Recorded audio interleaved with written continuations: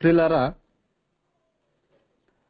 గత కొన్ని సంవత్సరాల నుండి అనేకమైన దేవుని యొక్క విలువైన మాటలు మనం వింటున్నాం. ఎవరు అనుభవాలను బట్టి వారు మరి చక్కటి క్రమంలో క్రైస్తవ జీవితమును కట్టుకున్నా కట్టుకోకపోయినా, కొంతమంది క్రైస్తవ జీవితంలో ఉన్నామనే భ్రమలో వెళ్ళిపోతూ, కొంతమంది నిజంగానే క్రైస్తవ జీవితాన్ని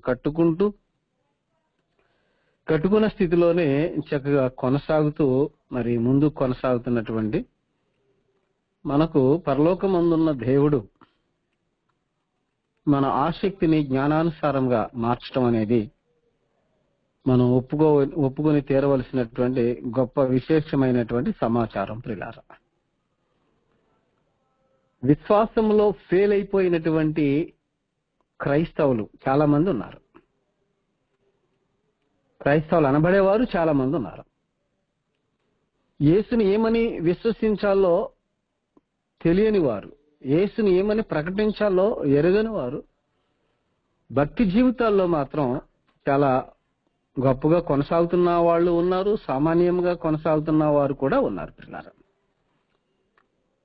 ఒక మనిషి క్రైస్తవురాలు అవ్వాలంటే లేదా క్రైస్తవుడు అవ్వాలంటే విశ్వాసం మీద ఆధారపడి ఉన్నది అనేది మనకి గ్రంథం స్పష్టంగా తెలియజేస్తుంది.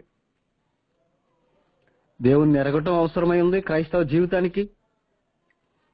అలాగే యేసుక్రీస్తు వారిని కూడా ఎరగటం అవసరమై ఉన్నది అని మన ప్రభువైన యేసుక్రీస్తు వారే తన బోధలో అద్భుతంగా తెలియజేసినటువంటి సమాచారం మనం గ్రంథంలో చదువుతాం. పిల్లలు, అద్వితీయ సత్య దేవుడు అయిన నిన్నును నీవు పంపిన యేసుక్రీస్తుని ఎరుగుటే నిత్య జీవం అని చక్కటి విషయం మనం చాలాసార్లు జ్ఞాపకం చేసుకుంటాం. అలాగనే అదే యోహాను సువార్తలో 14వ అధ్యాయం 1వ వచనంలో మీ హృదయములను కలవరపడనీయకుడి, దేవుని విశ్వాసం ఉంచుచున్నారు, నాయందును విశ్వాసం ఉంచండి అంటున్నాడు. చాలాసార్లు మనం చదువుంటాం ఈ మాట. మీ హృదయమును కలవరపడనీయకుడి అంటే కలవరపడే విషయం. దేవుని యందు విశ్వాసం ఉంచుచున్నారు, నాయందును విశ్వాసం ఉంచడి అన్నాడు. దేవుని యందు ఏమని విశ్వాసం ఉంచాలి, యేసుక్రీస్తు వారి నందు ఏమని విశ్వాసం ఉంచాలి అనే స్పష్టమైనటువంటి అవగాహన ప్రతి వ్యక్తికి అవసరమై ఉన్నది. నేర్పించే దైవజనులు వాటి మీద చక్కగా అవగాహన కల్పించాలి. ప్రియులరా, దేవుడు తన నీతి సంకల్పమును అనుసరించి అన్యజనులను విశ్వాసము ద్వారా సున్నతి గల యూదులను విశ్వాస మూలముగా నీతిమంతులుగా తీర్చడం అనే కార్యక్రమం ప్రణాళికను మనం చాలా స్పష్టంగా గ్రంథంలో చూస్తాం.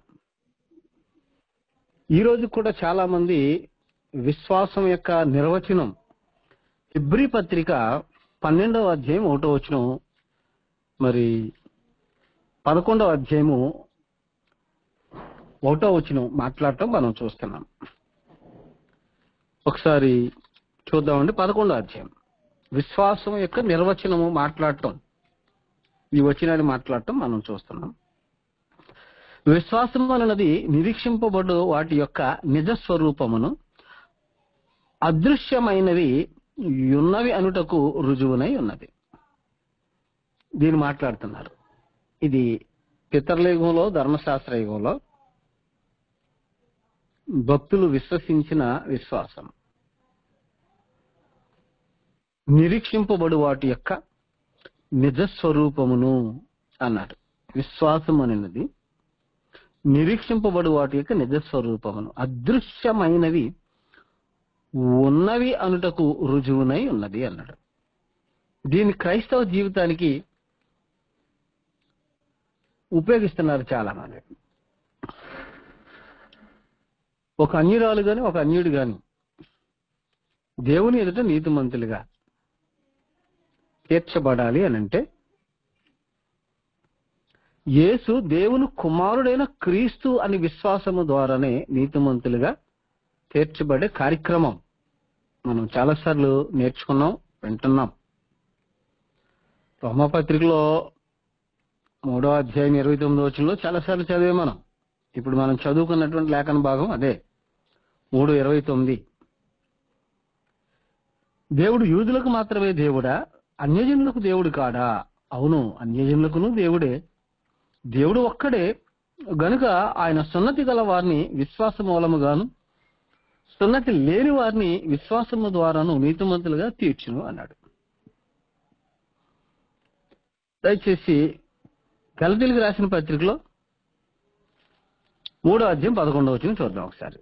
గలతీయులకు రాసిన పత్రిక 3:11. ధర్మశాస్త్రము చేత ఎవడును దేవుని ఎదుట నీతిమంతుడిని తీర్చబడను సంగతి స్పష్టమే. అర్థమవుతున్నాయండి? ధర్మశాస్త్రము చేత ఎవడును దేవుని ఎదుట నీతిమంతుడని తీర్చబడను సంగతి స్పష్టమే. అంటే విశ్వాసము వెల్లడి కాకమునుపు పరిస్థితి వేరు, వెల్లడి అయిన తర్వాత పరిస్థితులు వేరు.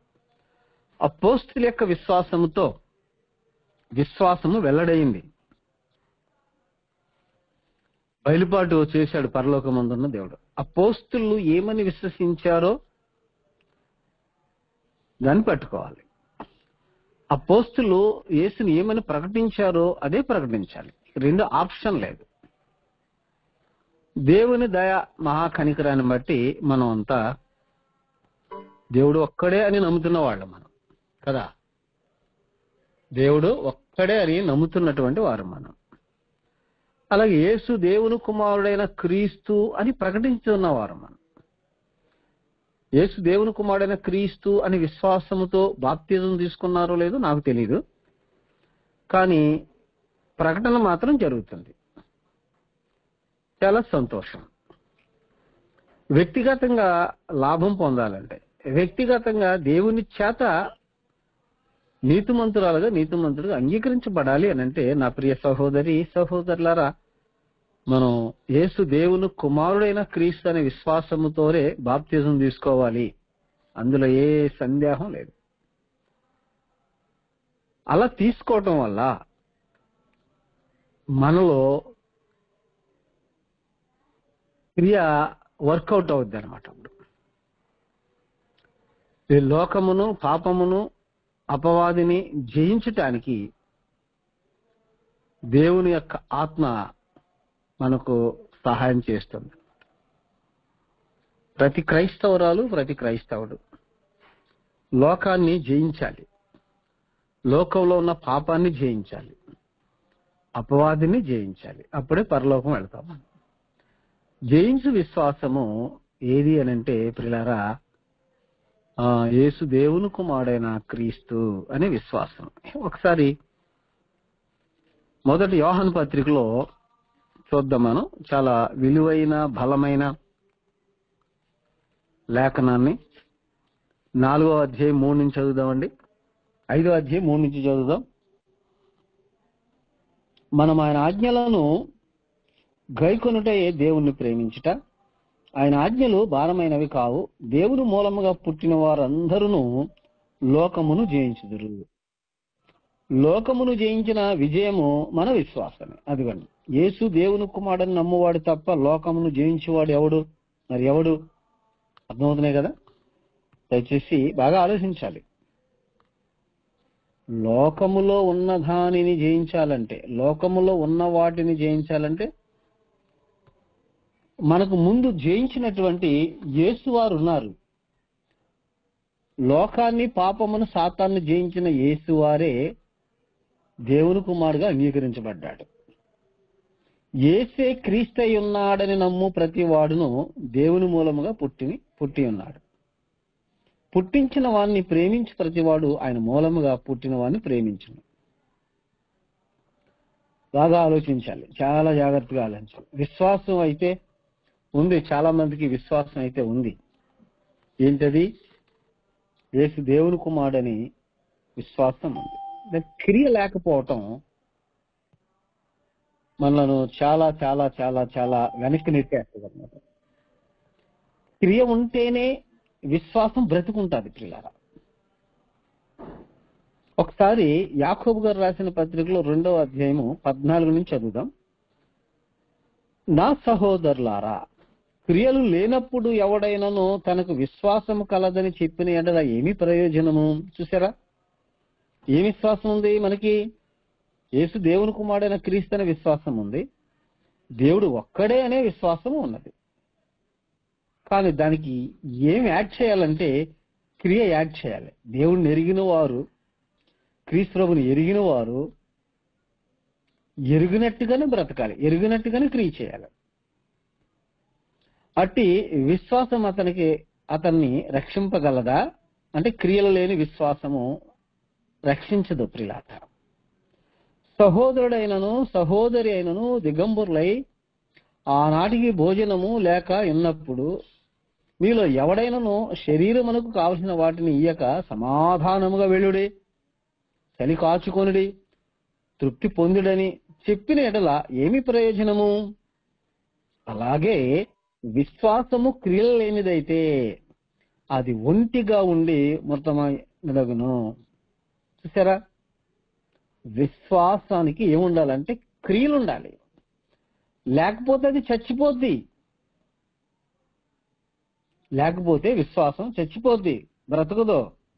ఇది చెప్పుకోవటం పోవడమే, పెదవులతో ఘనపరచడమే తప్ప విశ్వాసము బ్రతకాలంటే, విశ్వాసము బ్రతికుండాలంటే క్రియ ఉండాలి. మేలైనది చేయనెరిగి అలాగూ చేయని వాడికి పాపము అంటాడు. ఇదే యాకోబు పత్రికలు 4:17. క్రియ ఉండాలండి. క్రియ అంటే ఏంటి బ్రదరు? అన్నీ వచ్చేస్తాయి.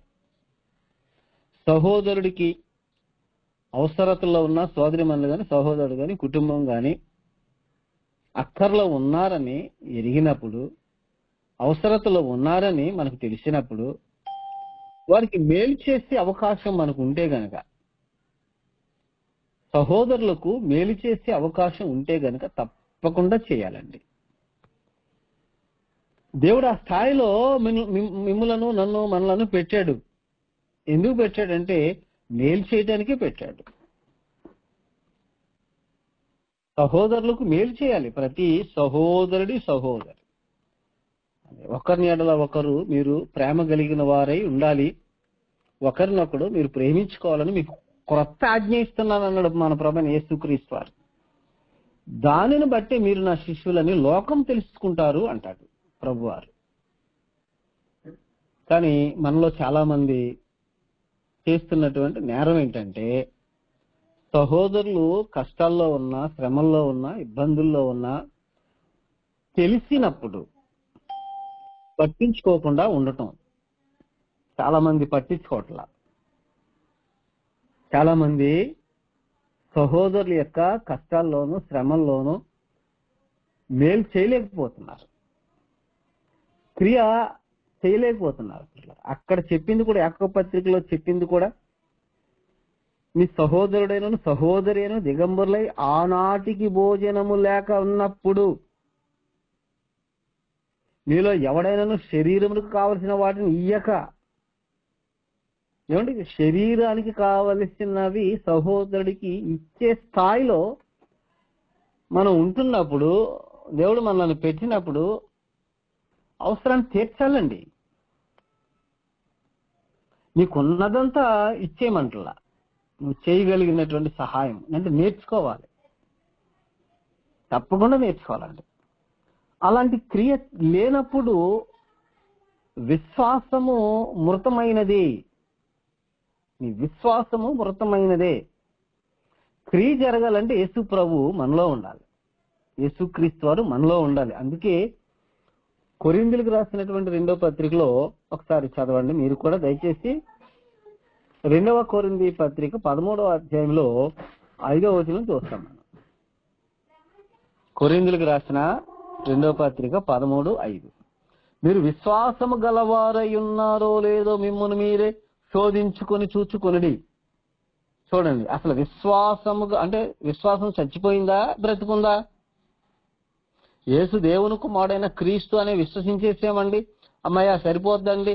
యేసుని దేవుడు అనేవారి కంటే, యేసుని దేవుడు అని ప్రకటించేవారి కంటే మేము చాలా బెటర్ అండి అనే తృప్తిలో వెళ్ళిపోతున్నారు చాలా మంది. బెటరే, వాస్తవమే. యేసుని దేవుడని విశ్వసించేవారి కంటే, యేసుని దేవుడని ప్రకటించేవారి కంటే, దేవుని కుమారుడు అని విశ్వసించి ప్రకటించేవారు వారికంటే చాలా చాలా చాలా చాలా బెటర్. ఎందుకంటే యేసు దేవుని కుమారుడైన క్రీస్తు అని విశ్వసించి మారు మనసు పొంది బాప్తిజం తీసుకున్న వారికి మాత్రమే మొట్టమొదటిగా పాప క్షమాపణ జరిగింది. రెండవది పరిశుద్ధాత్మని వరమును పొందుకుంటాం. మూడవది దేవునితో సమాధానం ఏర్పడుద్ది. నాలుగవది దేవుని చేత నీతిమంతులుగా తీర్చబడతాం. దేవుని ఇంట్లో ప్రవేశించిన వారం అవుతాం, అంటే కృపలో ప్రవేశించిన వారం అవుతాం. విశ్వాసం ఫెయిల్ అయితే ఇవన్నీ ఫెయిల్ అయిపోతాయి. విశ్వాసం కరెక్ట్ గానే ఉంది, యేసు దేవుని కుమారుడైన క్రీస్తు అనే విశ్వాసం కరెక్ట్ గానే ఉంది, అందులో ఏ సందేహం లేదు. ఇందులో మరలా ఎప్పుడు దేవుని కుమారుడు అనేది చాలా ఇంపార్టెంట్ విషయం. దాని మీద ఒకవేళ మీకు సరైన అవగాహన లేకపోతే అవగాహన కల్పించుకోవటానికి తప్పకుండా ప్రయాసపడాలి. ఇప్పుడు దేవుని కుమారుడు అయితే ఏంటండి, పరలోకంలోనే దేవుని కుమారుడు, లేదా భూలోకంలోనికి వచ్చిన తర్వాత దేవుని కుమారుడు, బాప్తిజానికి ముందే దేవుని కుమారుడు, ఇలాగూ రకరకాలుగా భిన్నాభిప్రాయాలు ఈనాటికి చాలా మంది వ్యక్తపరచడం మనం చూస్తున్నాం, వింటున్నాం. విశ్వాసము ఉంది, మీరు విశ్వాసము గలవారై ఉన్నారో లేదో మిమ్మల్ని మీరే పరీక్షించుకునుడి అన్నాడు. అర్థమవుతుంది కదండి. విశ్వాసం గలవారమే, కానీ క్రియ జరగాలంటే యేసుక్రీస్తు మనలో ఉండాలంటున్నాడు. చూడండి, మీరు విశ్వాసము గలవారై ఉన్నారో లేదో మిమ్మల్ని మీరే శోధించుకొని చూచుకునండి, మిమ్మల్ని మీరే పరీక్షించుకునండి, పక్కోళ్ళని పరీక్షించొద్దు.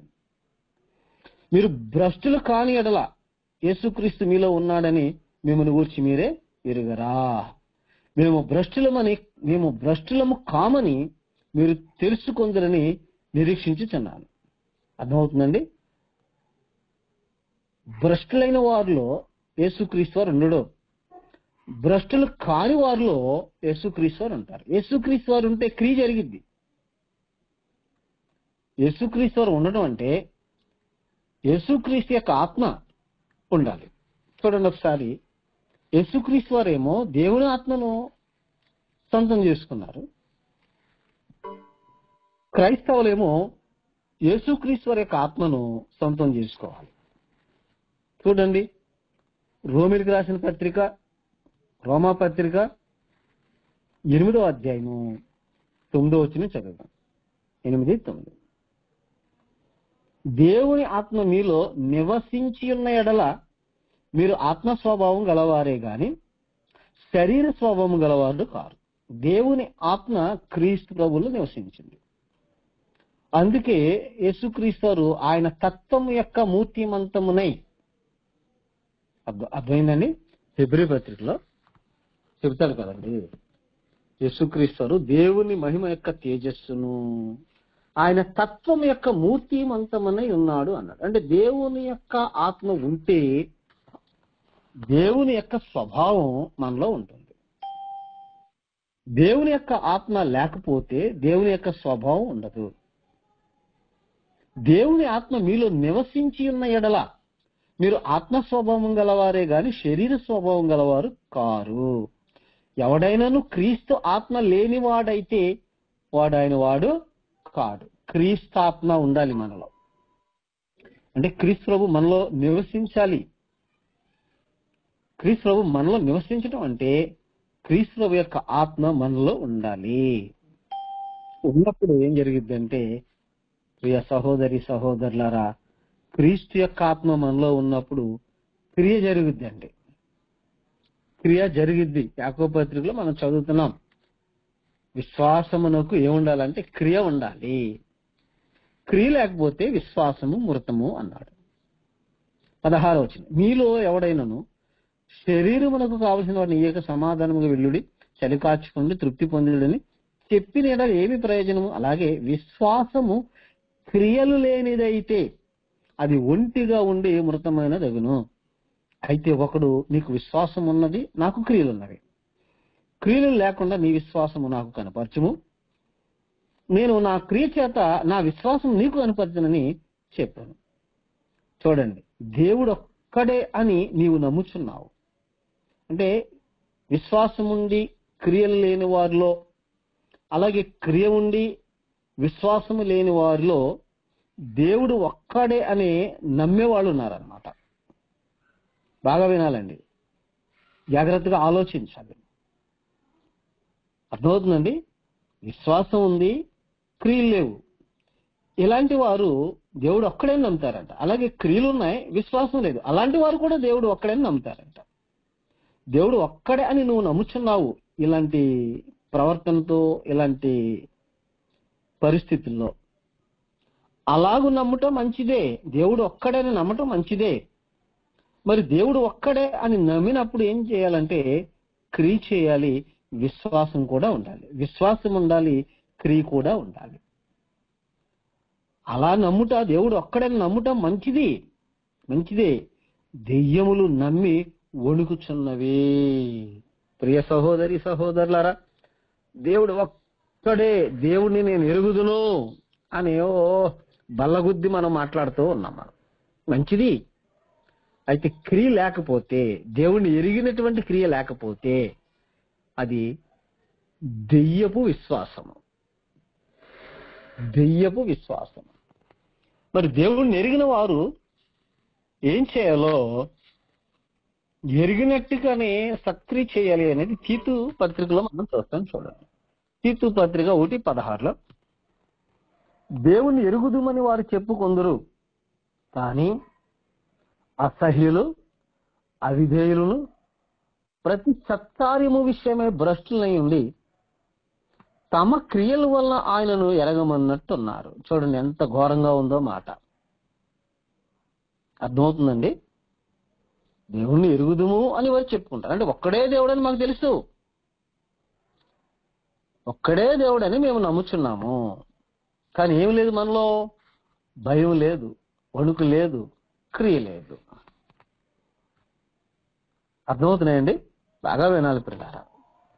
దేవుణ్ణి ఎరిగిన వారు ఏం చేయాలంటే దేవుని యొక్క స్వభావమును, దేవుని యొక్క అద్వితీయ జ్ఞానమును, దేవుని యొక్క రౌద్రమును, దేవుని యొక్క కోపమును, దేవుని యొక్క ప్రేమను, దేవుని యొక్క లక్షణమును, దేవుని యొక్క ఉనికిని గుర్తించాలి. గుర్తించిన ఆయన చూడండి ఎంత గొప్పగా మాట్లాడుతున్నాడు. కీర్తన గ్రంథంలో చూస్తాం మనం. 139వ కీర్తనలో దేవుని మీద ఆయనకున్న అభిప్రాయం చూడండి. దేవుని ఎరిగిన వాడు మాట్లాడుతున్నాడు. యెహోవా నీవు నన్ను పరిశోధించి తెలుసుకుని ఉన్నావు. మరి దేవుడు ఏం చేస్తాడంటే పరిశోధిస్తాడు. నేను కూర్చుండుట, నేను లేచుట నీకు తెలియను. అంటే మనం ఎక్కడ కూర్చుంటున్నామో, ఎవరితో కూర్చుంటున్నామో, కూర్చొని ఏం చేస్తున్నామో, ఏం మాట్లాడుతున్నామో దేవుడికి తెలుసు అనే భావనతో మనం ఉండాలి. అప్పుడు మాట్లాడే మాటల్లో, మనం కూర్చున్న చోట వాక్యానికి విరుద్ధమైనటువంటి వాతావరణం, పరిస్థితులు ఉంటే వాటి నుండి దూరంగా వచ్చేస్తాం అన్నమాట. నేను కూర్చుంట, నేను లేచుట నీకు తెలియను. నాకు తలంపు పుట్టక మునుపు, ఏమండి, నాకు తలంపు పుట్టక మునుపే నువ్వు నా మనస్సును గ్రహించుచున్నావు. అది దేవుణ్ణి ఎరిగిన వాడు దేవుని గురించినటువంటి ఎలాంటి అభిప్రాయం వ్యక్తపరచాలి. మనకి ఏ తలంపు రాబోతుందో, మనం ఏమి ఆలోచిస్తున్నాము అంటే ఆలోచనలు నరుని యొక్క వశంలో ఉన్నాయి. హృదయ ఆలోచనలు నరుని యొక్క వశము. నీవు, నేను, మనము ప్రియ మిత్రులారా, సహోదరి సహోదరులారా, ఏం ఆలోచించబోతున్నామో మనకన్నా ముందుగా దేవునికి తెలుసు అనే విషయాన్ని మనం ఎప్పుడు కూడా జ్ఞాపకం ఉంచుకోవాలి. అప్పుడు చాలా జాగ్రత్తగా ఉండటానికి ప్రయత్నించాలి. ఎవరైతే జాగ్రత్త కలిగి ఉంటారో వారు క్రియ చేస్తారు. దేవుణ్ణి ఎరిగిన క్రియ అనమాట. అర్థమవుతున్నాయి కదండి? నా నడకను, నా పడకను నీవు పరిశీలన చేసి ఉన్నావు. నా చర్యలన్నింటినీ నువ్వు బాగుగా తెలుసుకొని ఉన్నావు. యెహోవా మాట నా నాలుకకు రాకమునుపే అది నీకు పూర్తిగా తెలిసి ఉన్నది. ఏం మాట్లాడుతున్నావు? భర్తతో ఏం మాట్లాడుతున్నావు? భార్యతో ఏం మాట్లాడుతున్నావు? పిల్లలతో ఏం మాట్లాడుతున్నావు? సహోదరులతో ఏం మాట్లాడుతున్నావు? లోక సంబంధమైన మనుషులతో ఏం మాట్లాడుతున్నావు? నీ నోరుని, నీ నాలుకని, నీ పెదాల్ని ఏ మాటలకు నువ్వు ఉపయోగిస్తున్నావు? ఏమండి? దుర్భాష ఏది మీ నోటంట రాకూడదు అంటాడు కొలసీ పత్రికలో 3:8. మాట నా నాలుకకు రాకమునిపే అది నీకు పూర్తిగా తెలిసే ఉన్నది. ఏమండి, ఇలాగ దేవుణ్ణి ఎరిగిన వారు ఎంత గొప్పగా ప్రార్థన చేస్తారో మనం చాలాసార్లు గ్రంథంలో చూస్తాం. అయ్యా తండ్రి, నాలో నీకు ఆయస్కరమైన ఏమైనా ఉంటే వాటిని కూడా తీసేసుకోవటానికి నాకు గ్రహింపు దయచేయని భక్తులు వేడుకుంటారు. మనం దేవుణ్ణి ఎరిగిన వారు, మనము ఎవరమండి? దేవుణ్ణి ఎరిగిన వారు. అయితే మన క్రియలను బట్టి కానీ మన ప్రవర్తన బట్టి కానీ ఆయన్ని ఎరుగమన్నట్టున్నామా, ఎరిగిన వారమైనట్టున్నామా? అదే తీతు పత్రికలో మనం దేవుని ఎరుగుదుమని వారు చెప్పుకుందరు, కానీ అసహ్యులను అవిధేయులను ప్రతి సత్కార్య విషయము భ్రష్టులనయ్యుండి తమ క్రియల వలన ఆయనను ఎరగమన్నట్టున్నారు. చూసారు ఎంత ఘోరమైన మాట? ఏమండి, మన క్రియ దేవుని ఎరిగిన వారు అనే విధముగా ఉండాలి. మన క్రియ వీరు కదా దేవుని ఎరిగిన వారంటే, వీరు కదా విశ్వాసం గలవారంటే. ప్రతి సత్క్రియ విషయంలో భ్రష్టులై ఉండి తమ క్రియల వలన ఆయనను ఎరగమన్నట్టున్నారు. విశ్వాసం ఉందా? ఉంది. అద్భుతంగా ఉంది విశ్వాసము. ఏ విశ్వాసం అది? యేసు దేవుని కుమారుడైన క్రీస్తు అనే విశ్వాసము ఉన్నది. వ్యక్తపరుస్తున్నాం, ప్రకటిస్తున్నాం. కానీ క్రియ ఎక్కడికి వెళ్ళిపోయింది? ఏమైపోతుంది? దయచేసి ఈ రాత్రికాల సమయంలో మనం ఆలోచించాలి. మీరు విశ్వాసము గలవారై ఉన్నారో లేదో మిమ్మల్ని మీరే పరీక్షించుకోండి అన్నాడు. మీరు భ్రష్టులు కాని ఎడల యేసుక్రీస్తు మీలో ఉంటాడు. భ్రష్టులైన వారిలో యేసుక్రీస్తు వారు ఉండరు. యేసుక్రీస్తు వారు ఉండలేదు అని అంటే క్రియ ఉండదు, భ్రష్టులై ఉంటారు. దయచేసి ప్రియ మిత్రులారా, సహోదరి సహోదరులారా, వింటున్నటువంటి విలువైన మాటలు ఏవైతే ఉన్నావో వాటిని చాలా జాగ్రత్తగా ఆలోచించాలి. చాలా జాగ్రత్తగా చూడండి. ఒక దైవజనుడు సంఘం కొరకు ఎంత గొప్పగా ప్రార్థన చేస్తున్నాడు, ఎలాంటి ఉన్నతంగా ఆలోచిస్తున్నాడు, ఆలోచించి ప్రార్థన చేస్తున్నాడు. ఒకసారి చూస్తాం మనం. చూడండి, ఎఫెసీయులకు రాసిన పత్రికలో 1వ అధ్యాయము 17 నుండి చదువుదని చూడండి. ఎఫెసీయులకు రాసిన పత్రిక 1:17 నుండి కింద చదువుదాం. మరియు మీ మనోనేత్రములు వెలిగింపబడినందున ఆయన మిమ్మల్ని పిలిచిన పిలుపు వలనైన నిరీక్షణ ఎట్టిదో, పరిశుద్ధులలో ఆయన స్వాస్థ్యం యొక్క మహిమైశ్వర్యం ఎట్టిదో, ఆయన క్రీస్తునందు వినియోగపరిచిన బలాతిశయమును బట్టి విశ్వసించు మన యందు ఆయన చూపుచున్న తన శక్తి యొక్క అపరిమితమైన మహత్యం ఎట్టిదో మీరు తెలుసుకొనవలనని మన ప్రభువైన యేసు క్రీస్తు యొక్క దేవుడైన మహిమ స్వరూపియగు తండ్రి తన్ను తెలుసుకొనుట యందు మీకు జ్ఞానమును ప్రత్యక్షతయను గల మనస్సును అనుగ్రహించినట్లు నేను నా ప్రార్థనల యందు మిమ్మును గూర్చి విజ్ఞాపన చేయుచున్నాను. ఎంత అద్భుతమైనటువంటి ప్రార్థన చేస్తున్నాడో చూడండి, దేవుని వేడుకుంటున్నాడో చూడండి. అర్థమవుతున్నాయండి? తండ్రి తను తెలుసుకొనుట యందు మీకు జ్ఞానమును ప్రత్యక్షతయను గల మనస్సు అనుగ్రహించినట్లు నేను నా ప్రార్థనల యందు మిమ్మును గూర్చి విజ్ఞాపన చేయుచున్నాను అన్నాడు. ప్రియమిత్రులారా, సహోదరి సహోదరులారా, చాలా జాగ్రత్తగా ఆలోచించాలండి.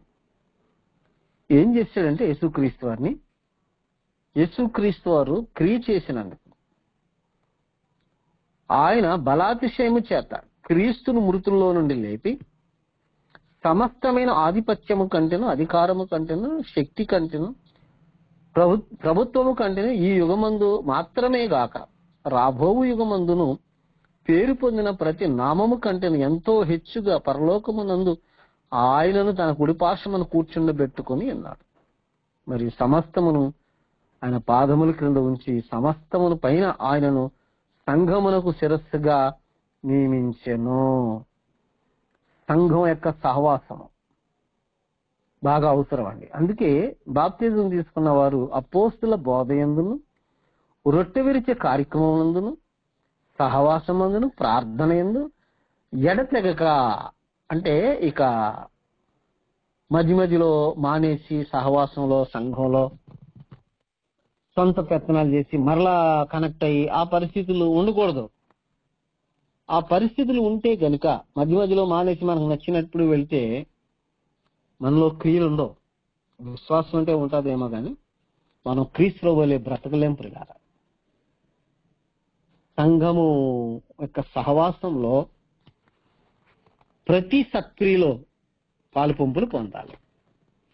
దేవుడు ప్రతి సత్క్రియ చెయ్యాలి అనే జగత్తు పునాది వేయబడక మునిపే క్రైస్తవ జీవితాన్ని డిజైన్ చేశాడు.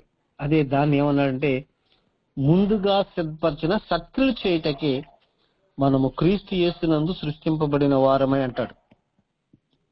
ఎఫెసీయులకు రాసిన పత్రికలో 2వ అధ్యాయము 10వ వచనం. మరియు వాటి యందు మనము నడుచుకొనవలని దేవుడు ముందుగా సిద్ధపరిచిన సత్క్రియలు చేయటకై మనము క్రీస్తు యేసునందు సృష్టింపబడిన వారమై ఆయన చేసిన పని అయి ఉన్నాము.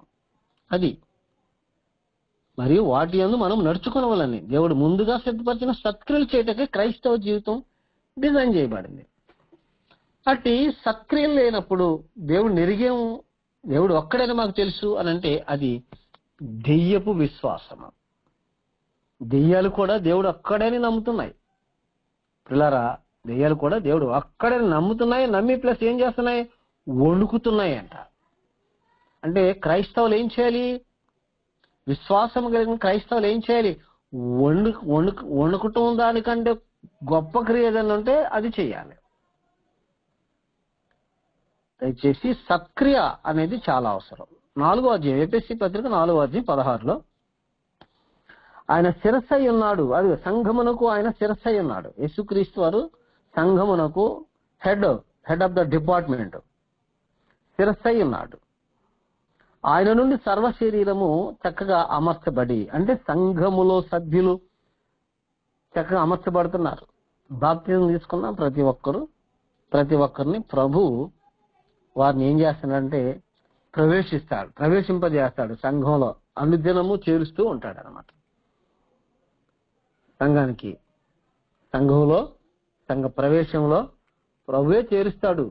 చూస్తాం ఒకసారి అపోస్తుల కార్యములు 2వ అధ్యాయంలో, అపోస్తుల కార్యములు 2వ అధ్యాయము 47లో చూద్దాం ఒకసారి. ఆనందముతోనూ నిష్కపటమైన హృదయముతోనూ ఆహారము పుచ్చుకొనుచుండిరి, మరియు ప్రభువు రక్షణ పొందుచున్న వారిని అనుదినము వారితో చేర్చుచుండెను. అది ప్రభు చేర్చాలి, సంఘంలో చేర్చాలి. ప్రభు సంఘంలో చేర్చబడిన తర్వాత అంటే క్రీస్తు యొక్క శరీరములో అవయముగా అమర్చబడుతున్నాం అన్నమాట. అదే 16వ వచనంలో మనం చదువుతున్నాం. ఆయన శిరస్సై ఉన్నాడు, ఆయన నుండి సర్వ శరీరము చక్కగా అమర్చబడి తనలోనున్న ప్రతి అవయమును, అదిగోండి సంఘములోనున్న ప్రతి సభ్యుణ్ణి తన పరిమాణము చొప్పున పని చేయుచుండగా, పని చేయాలి, క్రియ చేయాలి, ప్రతి కీలు వలన కలిగిన బలము చేత అతుకబడి ప్రేమయందు తనకు క్షమాభివృద్ధి కలుగునట్లు శరీరమునకు అభివృద్ధి కలుగజేసుకొనుచున్నది. చూసారా, నీవు క్షమాభివృద్ధిలో ఉండాలంటే, ఆత్మ సంబంధమైన క్షమాభివృద్ధిలో ఉండాలంటే సంఘములో చేర్చబడాలి. క్రీస్తు యొక్క శరీరములో, క్రీస్తు యొక్క సంఘములో చేర్చబడాలి. క్రీస్తు శరీరములో ఒక అవయవముగా అమర్చబడితే నువ్వు ఎలా మాట్లాడకూడదో ఎలా మాట్లాడాలో, ఎలా బ్రతకూడదో ఎలా బ్రతకాలో, ఎలా క్రియ చేయాలో ఎలాంటి క్రియ చేయకూడదో సమస్తము క్రీస్తు ప్రభు నేర్పిస్తా ఉంటాడు. క్రీస్తు యొక్క ఆత్మను పొందుకున్నటువంటి దైవజనుడు ఏం చేస్తాడంటే చక్కగా ఆత్మ సంబంధమైన జీవితంలో ఎలా అభివృద్ధి చెందాలో నేర్పిస్తూ ఉంటాడు. క్రీస్తు ఆత్మ లేకపోతే కనుక ఇక లోక సంబంధంగా భౌతిక సంబంధంగానే ప్రసంగాలు ఉంటాయి. క్రీస్తు యొక్క ఆత్మ దైవజనులో ఉంటే క్రీస్తు ప్రభు ఈ లోకమును, పాపమును, సాతాను ఎలా జయించారో ఆ సూత్రం చక్కగా చెప్తాడు. సంఘానికి ప్రియులారా యేసుక్రీస్తు వారు చక్కటి మరి ప్రేమ చూపిస్తున్నాడు దైవజనుల ద్వారా. సంఘమునకు శిరసై ఉన్నాడు కదండి. ఆయన ఏం చేస్తున్నాడో చూద్దాం, చూడండి ఒకసారి. 5వ అధ్యాయంలో ఎఫెసీయులకు రాసిన పత్రిక 5వ అధ్యాయం 25, 26 వచనాలు చదువుదాం. 27 కలిసి ఉన్నాయండి. పురుషులారా మీరును మీ భార్యలను ప్రేమించుడి, అటువల్లే క్రీస్తు కూడా సంఘమును ప్రేమించి, అదిగోండి శిరస్సై ఉన్న క్రీస్తు వారు తన శరీరం అనే సంఘమును ప్రేమించి, అది కళంకమైనను ముడతైనను అట్టిది మరి ఏదైనను లేక, అంటే సంఘ సభ్యులలో ఎలాంటి అరమర లేకుండా, ఒకవేళ లోకంలో ఉద్యోగం చేస్తున్నా, వ్యాపారం చేస్తున్నా, లోక సంబంధమైన ఏదైనా కూలి పని చేసుకుంటున్నా, ఏది చేసుకుంటున్నా, 6 రోజుల్లో నువ్వు లోక సంబంధమైనటువంటి మనుషులతో కలిసి పనిచేస్తున్నప్పుడు, ఉద్యోగంలో కొనసాగుతున్నప్పుడు, వ్యాపారం చేస్తున్నప్పుడు లోక సంబంధమైన మాటలు కానీ, లోక సంబంధమైనటువంటి ఆలోచనలు కానీ, క్రియలు కానీ నీకు అంటుకుంటే, ఆదివారం ఆరాధనలో నీకు ఏం చేస్తాడంటే వాక్యము ద్వారా అది కళంకమైనను ముడతైనను అట్టిది మరి ఏదైనాను లేక పరిశుద్ధమైనది గాను నిర్దోషమైనది గాను మహిమ గల సంఘము గాను ఆయన తన ఎదుట దాన్ని నిలబెట్టుకొనవల్లని వాక్యముతో ఉదక స్నానము చేత దాన్ని పవిత్రపరచి పరిశుద్ధపరచుటకే చూసారా దాని కొరకు తన్ను తాను అప్పగించుకొనెను. సంఘమునకు ప్రియ సహోదరి, సంఘ సభ్యుల పట్ల యేసుక్రీస్తు వారు ప్రేమించి ఏం చేస్తున్నాడో మనకు అర్థమవుతుంది. ఉదక స్నానం, వాక్యము ద్వారా ఉదక స్నానం చేయించాలి. దైవజనుడు మాట్లాడుతున్నప్పుడు మన లోపాలు కనబడతాయి. మనలో ఉన్నటువంటి లోపాలు మనకు అర్థమైతే ఏం చేయాలి వాటిని అని అంటే, పిల్లరా చక్కగా దిద్దుకోవాలి. అంతేగాని దైవజనుడి మీద తిరుగుబాటు చేసే మాటలు మాట్లాడకూడదు. ఈరోజు నన్ను దృష్టిలో పెట్టుకొని నా గురించి వాక్యం మాట్లాడాడు ఈయన అని చాలా మంది దేవుని మాటలను మాట్లాడుతున్న దైవజనులను అపార్థం చేసుకొని ఆ సహవాసంలో నుండి, సంఘములో నుండి ఆ దైవజనుని విడిచిపెట్టి వెళ్ళిపోతున్న వారు చాలా మందిని మనం చూస్తున్నాం. 28వ వచనంలో అటువలనే పురుషులు కూడా తమ సొంత శరీరము వలె తమ భార్యలను ప్రేమింపబద్దులై ఉన్నారు. పురుషులు కూడా ఏం చేయాలంట? సొంత శరీరమును ఎలాగునైతే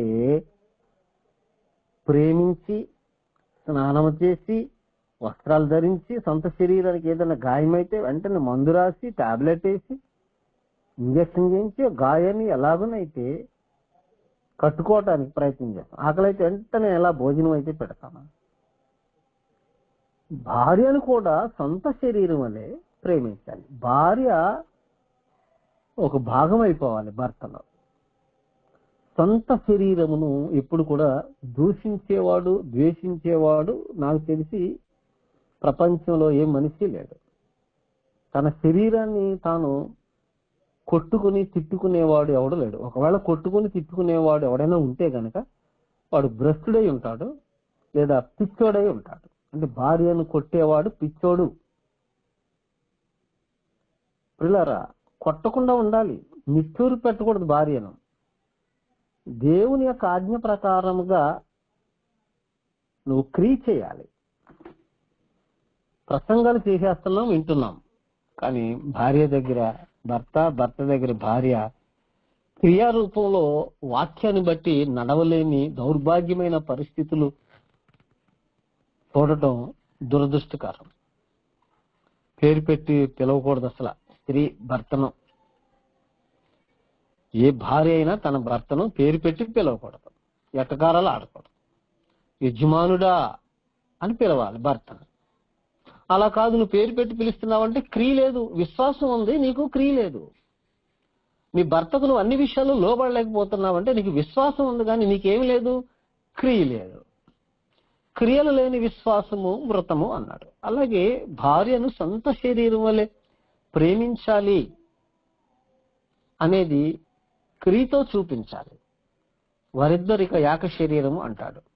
వివాహం తర్వాత భార్యాభర్తలిద్దరు ఏక శరీరం అంటాడు. తన భార్యను నిట్టూరు పెట్టేవాడు, తన భార్యను ద్వేషించేవాడు, దూషించేవాడు, దుర్భాషలాడేవాడు, కొట్టేవాడు ఎవడంటే పిచ్చోడు లేదా భ్రష్టుడై ఉంటాడు. దయచేసి పిల్లలు అపార్థం చేసుకోవద్దు. క్రియ చేయటానికి ప్రయత్నం చేయాలి. క్రియలు లేని విశ్వాసం కాదు నాది, క్రియలు కలిగిన విశ్వాసము నాది అని ఎవరికి వాళ్ళే నిరూపించుకోవలసినటువంటి అవసరత ఉంది. ఎవరు చూస్తలేరు కదా, ఎవరికి అర్థం కావట్లేదు కదా అని అనుకోకండి. దేవుడు చూస్తున్నాడు నీ త్యాగాన్ని. నిన్ను దూషించిన వాళ్ళు నువ్వు బదులు దూషించొద్దు. ఒకవేళ తొందరపడి భర్త మాట్లాడితే నువ్వు కాముగా ఉండు. అన్యాయంగా శ్రమ పెట్టాడా, కాముగా ఉండు. అన్యాయంగా దూషిస్తున్నాడా, కాముగా ఉండు. చర్య ఆయన తీసుకుంటాడు. దయచేసి ప్రియ మిత్రులారా, తన శరీరమును ద్వేషించిన వాడు ఎవడనూ లేడు, కానీ ప్రతివాడును దాన్ని పోషించి సంరక్షించుకొను. అంటే భార్యను పోషించి సంరక్షించుకుంటాడు ప్రతి భర్త. మనము క్రీస్తు శరీరమునకు అవయవములై ఉన్నాము. చూడండి, గనుక అలాగే క్రీస్తు కూడా సంఘమును పోషించి సంరక్షించుచున్నాడు. ఈ హేతువు చేత పురుషుడు తన తండ్రిని తల్లిని విడిచి తన భార్యను హత్తుకొను. యేసుక్రీస్తు వారు సంఘమును ఏం చేస్తున్నాడు? పోషించి సంరక్షిస్తున్నాడు. దయచేసి మీ విశ్వాసమునకు పరీక్ష, మీ విశ్వాసమునకు క్రియ ఉండాలి. మీరు ఈ పాఠానికి ఒకవేళ హెడ్డింగ్ పెట్టాలనుకుంటే విశ్వాసమునకు క్రియ అవసరమై ఉన్నది. విశ్వాసానికి క్రియ ఉండాలని పెట్టుకోవచ్చు. మీరు విశ్వాసము గలవారై ఉన్నారో లేదో మిమ్మల్ని మీరే పరీక్షించుకోండి, మిమ్మల్ని మీరే శోధించుకోండి. మీరు భ్రష్టులు కాని ఎడల యేసుక్రీస్తు వారు మీలో ఉంటాడు. యేసుక్రీస్తు వారు మనలో ఉంటే క్రియ జరిగిద్ది.